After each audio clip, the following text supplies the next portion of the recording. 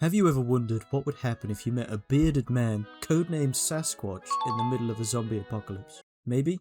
Okay. Have you ever wondered what Mr. Sasquatch would ask you to do in a zombie apocalypse?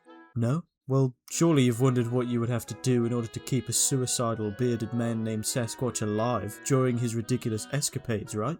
Definitely not? Wow, that's cold. Poor Sasquatch. I mean, to be honest with you, I don't blame you at all. I mean, why would you expect to follow a madman on his quest to beat up ever increasingly stronger special infected, all for him to get samples, and then to nuke an entire city to get rid of some zombies? The only reason I did it was for these achievements. These were the last two I needed for my 100%, so completely valid reasoning on all accounts. Never thought a Sasquatch would stress me out as much as this man did. Let me show you why I'm so done with...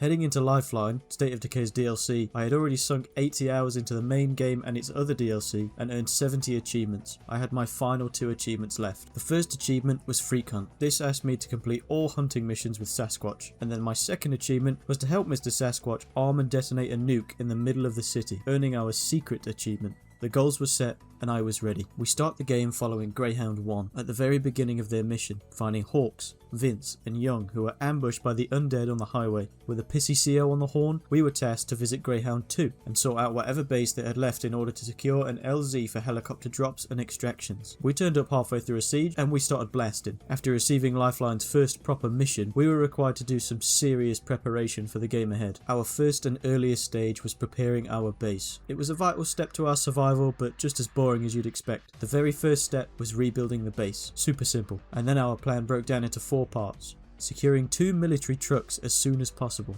These trucks could bring back 6 rucksacks of resources at a time, more than any other vehicle. Then we had to secure outposts around the map. The outposts we established were dotted around the map and would provide resources and a little safe haven for future missions ahead. Our outposts were a little warehouse on the perimeter of our base for security. We secured a police station a little ways up the highway for ammunition. Our next outpost was established in some random bloke's gaff, and to celebrate, my companions showed their affection for each other. They've gotten themselves stuck. Oh no, they just like being inside each other. We then went north and ransacked another warehouse and turned it into an outpost. And finally, we went very east and set up in a nice little supermarket which gave us a lot of food, and I ran into a man asking for change. Meat. Oh! It was at this point that nothing had gone wrong, and I was heading back to base with a trunkload of goodies from our newly secured outpost.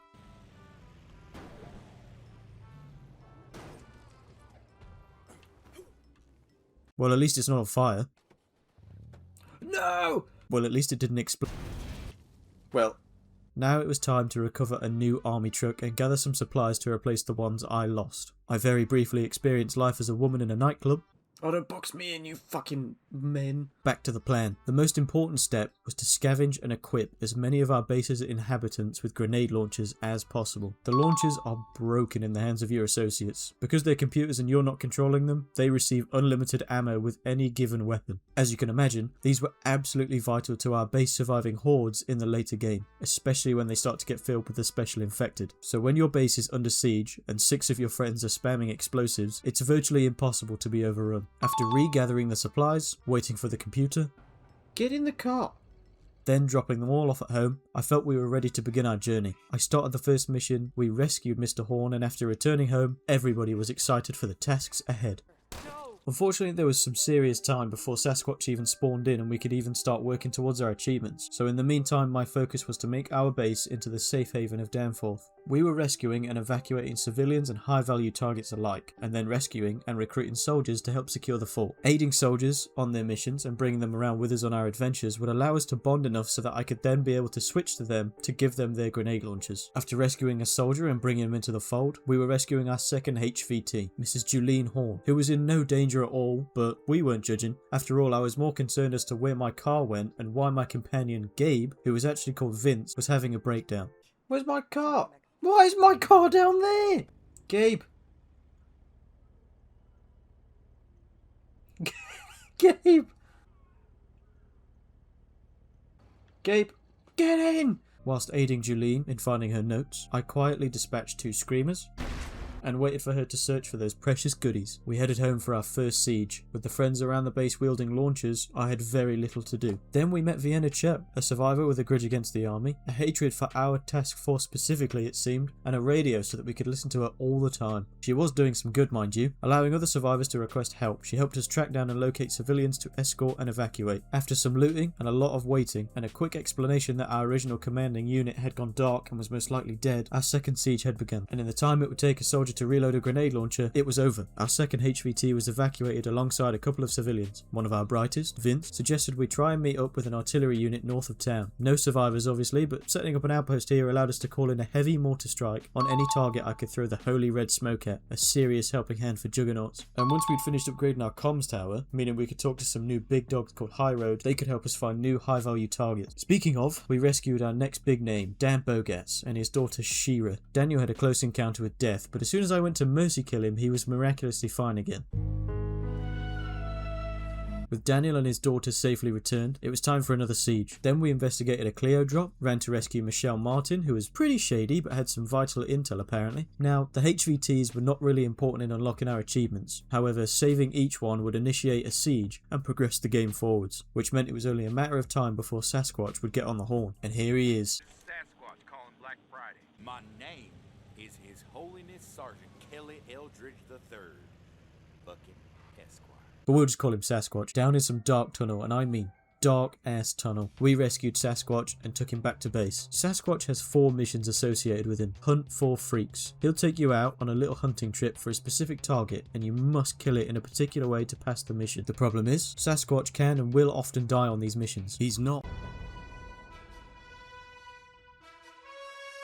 I'd argue he's actually built like wet paper when more than one zombie shows up, so it was very important that we try and clear the area first before going for the target. Our first target was simple enough: track down a bloater and take it down with a headshot as to keep the tissues intact. The bloater's deadliness was in the gas it produced when exploding. As long as we kept our distance, a bloater was no threat at all. After a quick search and a few misses,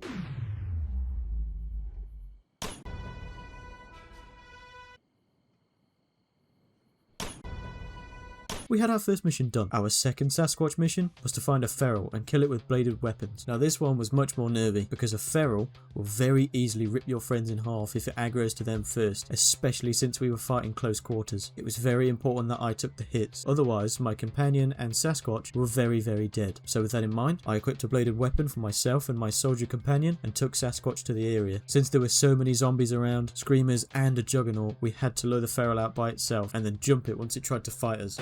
Fight back! Fight back! With the feral cleanly dispatched, we returned home. The only downside to these missions is that after the first 2, there seemed to be some serious time in between. Almost 5 hours of gameplay, of me just running around, saving civilians, saving more high value targets, securing more outposts, investigating more Clio drops, and surviving more sieges. And after all that, the time came for our third mission. We had to hunt a screamer and kill it with fire. Arguably the easiest mission ever created. Screamers scream to attract more zombies to your location. Basically, a big rally cry, but they're built like a wet flannel. We found our screamer, hit it with a Molotov, and headed home with only one mission to do. Our final freak mission was to hunt a juggernaut. Yes, the 3 stooges had to go and fight one of these fuckers. Quick rundown of a juggernaut is that they're extremely beefy. They have lots of health and can even survive mortar strikes on their heads. On top of being extremely tanky, they hit like a truck. I'm being serious. If a juggernaut caught Sasquatch with a grab attack, he would be immediately ripped in half, and Lifeline chooses to save whenever an important character dies. So if the juggernaut nabbed him, it was all over, and I'd have to start from the beginning. Should be easy, right? Well, Sasquatch wanted us to exclusively use melee weapons to kill the juggernaut. No guns allowed. Remember at the start when I said he was suicidal? I wasn't kidding. Fortunately for me, I am very well versed in fighting juggernauts. I've played lots of State of Decay 1 and 2, and I know for certain firing one grenade at a juggernaut will get rid of a majority of its health and cause it to stagger for a short amount of time. That was our window. So we were heading over there with a game plan of one grenade and whack him to death. But before our mission could spawn, we had a siege to finish, and my word was it a close call. What the fuck? Remember how I said all those grenade launchers would make my base practically invincible? Well, that was just a lie, apparently. In an effort to protect Sasquatch, I almost demonstrated why you shouldn't be close to a juggernaut at all. Here we go. Oh fuck, Kelly's down there. No!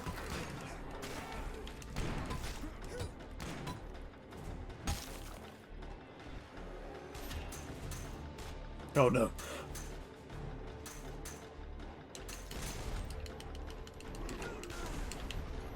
Shit! Shit!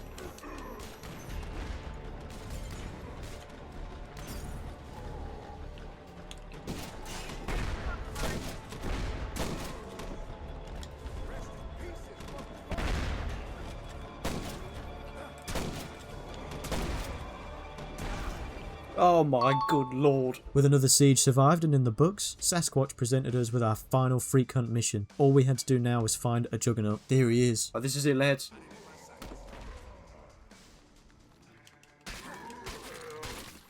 Get him! And that was it. But where is Kelly's voice coming from? You've got to be fucking kidding me. How did you even get down there? Sasquatch was stuck under the highway, and after a quick Google to see if I could actually get him out of there, I gave in and quit the game to reload it back to the save it had made just after the siege. We only had to run back there and find our juggernaut again, only this time we had a bigger problem. Oh, he's in a different spot now, which is good.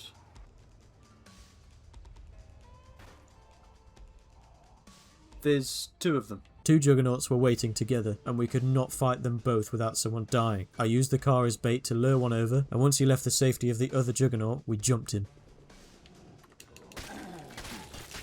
Get him! And just like that, we smashed it. The hardest mission of the lot was over, and may I say how underwhelming I thought it was. Facing a juggernaut every other time before this was horrendously tough. Since we'd finished the freak hunts, we had our next achievement done. It was time for our last achievement, and we had to find Sasquatch ASAP, since he went missing immediately after the juggernaut mission. Like I said, Sasquatch has a nuke, and plans to use it. So we put him in our car and took him home. And on our return home, I forgot how to drive again. We had one last mission to do, prepare to detonate the nuclear device with Sasquatch and survive a final siege before we were all evacuated. And of course, we had to wait for it to start. I killed some time by securing another Clio drop and saving one last civilian, and after about 40 minutes, level 3 threat level appeared, and surprisingly, the broken and bugging zombies that started harassing me by phasing through our perimeter fence were not part of the siege. These fucking buggy games. Guys? Stop running through my fence!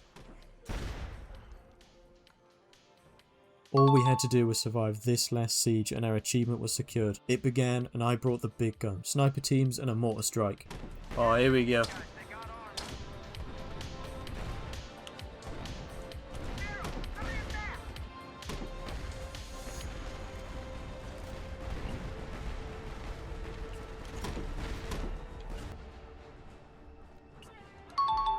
That's it. Yeah. And with that, our achievement was ours. And Danforth? Well...